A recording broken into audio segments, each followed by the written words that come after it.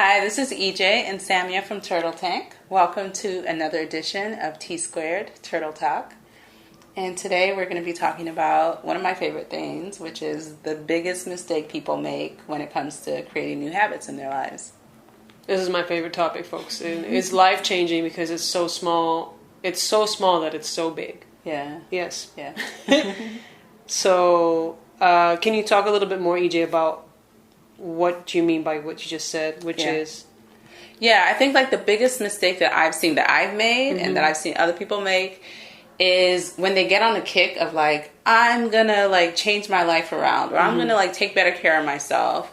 And they come up with a long list of stuff that they need to do. I'm going to go to bed at 9 o'clock and wake up at 5. And I'm going to drink like 8 glasses of water and then like run a marathon next month. And, you know, come up with this like long list of many of those like schedules have I created. Like, this is my perfect schedule. Yeah. Bam! Yeah. You know, all the 10,000 things I'm going to change in my life expected to start next week. Yeah. Right. Yeah. No. Yeah. Never worked. And like, after many failures, many of my own failures, I got really like interested in habits and like how do we actually create habits? And there's a really great book. There's by Charles Duhigg, The Power of Habit. And in there, he introduced a concept that I just thought was like really, really brilliant. And I've used it and I've shared it with you. I shared it with my clients and everyone like loves it. But he shared this concept of like creating a keystone habit. And he likened a keystone habit to like the first domino that, you know, that you push off that kind of sets off the rest of the dominoes in a row. And so being able to think about like, what is the one habit that once you develop that habit, you know, you create like a ripple effect of other habits in your life. And so for an example, one of that habits could be for someone like, you know, working out first thing in the morning. So for them, their keystone habit is working out first thing in the morning because they know once they work out, they're going to be focused, they're going to be energized, their mood's going to be better, they're going to make better choices about what they're going to eat. When they are working, they're going to be more productive and like focused. Right. And then they're going to come home and feel more energized because they were productive. And so they're more present in their relationships. And it just creates like this ripple effect of like other habits, you know, in this person's life. So for that person, like, you know, working out is their keystone habit. Right. And so that's kind of like the easy part is like recognizing like, okay, there is a keystone habit, but then too, like, how do you actually create that habit? And one thing I found that people do that I did myself is that you focus on a habit that you think you should do versus what you want to do. Right. So for me, for like a long time, like I felt like my keystone habit should be running, you know, because I like, you know, years ago I'd done this like one app. It was like a Couch to 5K app, and it was like a 12-week training program, and I loved it because I hated running, but it started you out small and you like run and then you walk and then you like run a little bit longer and walk less, and then before you know it, like you're like running like, you know, 5K without thinking about it. And so I'd done this years ago, and so when I was like out of shape again and wanted to get back in shape, I was like, you know what, I live by a lake, there's a running track right around it, I'm going to start running again. That's going to be my keystone habit. And I tried everything. I tried to do it in the morning. I tried to do it at night. I tried to do it like, you know, right after I ate like breakfast, or, you know, I was just trying to figure out like, how come I'm not like starting this habit? I know I've done it before. Yeah. And, you know, a friend of mine invited me to a dance class. And I mean, I love dancing. I really love dancing. And so I said yes. And I started going to dance class with her like once a week. And after 3 weeks of going to dance class, I noticed like I just started running. Like I just started sticking to my running routine. All of a sudden. And I realized that my keystone habit wasn't running. My keystone habit was dancing. And like dancing is what like gave me the energy to actually like stick to like my running habit. Right. And so, you know, oftentimes our keystone habit isn't what we think it should be. Like it's just like what you actually want to do. Like what really energizes you, what really fuels you, and is going to, you know, help set you up and create this ripple effect. Right. We talk about this a lot, but, you know, when you helped me find my keystone habit, it really catapulted all of my other habit shifts. And it's true, it works, I promise. And I've seen it happen with my clients too, because I started using it with my clients, and it also revolutionized the way I was doing work with my clients. Around as entrepreneurs, you know, how they work with their business, how to shift small things in the business. And so my keystone habit was meditation. And the moment I started to, that gave me the focus to set the course of my day in the morning, and now I have a physical habit. You know, I'm playing soccer again. I have all these different things that have, you know, come into place. My health, you know, my health practice, you know, the stuff I take in the morning, my food habits, you know, all of that. Everything's shifted around that one habit. Yeah. You know, and it took a couple of months for me to settle into the habit, but once that happened, it's a process. You know, So of course, if you want to learn more about this, you've got to share. But I'm going to ask EJ for a sneak preview on what to expect on how is it that you go about creating a Keystone habit. So especially because again, we have our own unique methods for that. So EJ, what's your method?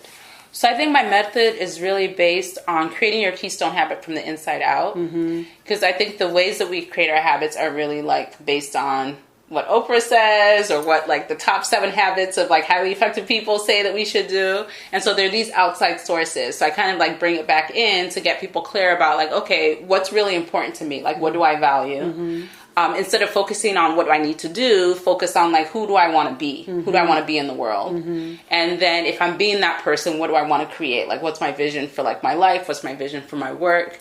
And then based on that, it's like, okay, so how do I need to feed myself so I can be that person?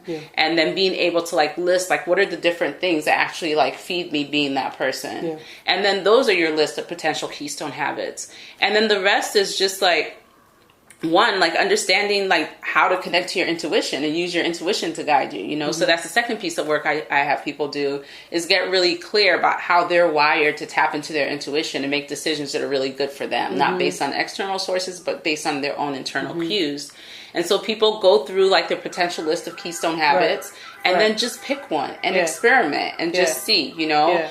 And I think the third piece is, instead of making it like a big, like, I'm going to run like a mile. I've been sitting on the couch for the past 3 months, but I'm going to go out tomorrow and run a mile. It's like being able to be like, okay, what's like one tiny habit, you know, like what's the first tiny step I can take towards that Keystone habit? So like, for instance, if your Keystone habit is meditation, maybe like ideally you want to meditate for an hour every day, you know, and maybe even, you know, 20 minutes a day is like, you'll get the benefits like research has shown. But you can also start with like 5 minutes a day, you know, and you can even take it even further and just be like, I'm just going to take 3 breaths and start my morning with 3 breaths. And then it's more important that you actually create a habit. So it's more about over time. Exactly. So it's more about like, how can you build that consistency with a tiny, like easy to do, no brainer first step. And then once you've done that consistently for a month, and it's gone to the point where if you wake up and you walk out without taking your 3 breaths, you feel like your arm is missing, then you know, okay, now you can up it up to 5 minutes, you know, and then maybe a month later you can up it up to 10 minutes, you know, but really like being able to like trust yourself and just like take time and realize like the small changes you make have a long effect, especially if you're consistent. And so like being able to just start with the tiny habit and then get information from that, fine tune it, and then just like build up from there. And it almost organically, and this has happened with me, organically you start doing things more and more. And I've seen this happen with my clients. You've seen this happen with your clients. They start by saying, oh, I'm going to do it for just 5 minutes. And then they're, you know, I meet with them 2 weeks later, like, I'm already doing for 30 because I just naturally want to do it. Once they've hit that Keystone habit, you know, it kind of starts to roll out that way. And it's also a little bit of like psychology, you know, like you want to, if you like tell yourself like, okay, I need to wake up every morning and meditate for 20 minutes. When you wake up and you don't have 20 minutes to meditate, it's really easy to be like, oh, I don't have time to do it. But if you've told yourself it's just 3 breaths, like you can do that, you know, so you almost have no excuse. So it's just like taking out all the like obstacles or barriers that could get in your way, like actually making it easy for yourself. Like we have this thing where we make things like hard for ourselves, where we think like, oh, I'm supposed to suffer and struggle with myself. A sneeze, because that's the truth. It's the truth, right? And so it's actually like really thinking about it, like how can I make this so easy for myself that it's like a no-brainer, you know? Exactly. And I love that, and I use that in my work with entrepreneurs as well, in terms of how to determine the project they're working on, how to build a habit into a project. And that is the foundation of everything that we do. So if you want to know more about this, share this video, share it on Facebook, on YouTube. I guess, you know, I don't know how you share it on YouTube. I don't even know. What am I talking about? They just share Brenda on YouTube. I mean, share it from YouTube onto wherever other things. you are, yeah. And so, you know, so you can also subscribe to us on YouTube to get more of these really, you know, important, juicy videos. Like us on Facebook to get more of these juicy videos as well. Or subscribe to our newsletter. On turtletank.co. Turtletank.co. This is Turtle Tank Talk. Turtle Talk out. Turtle Talk out.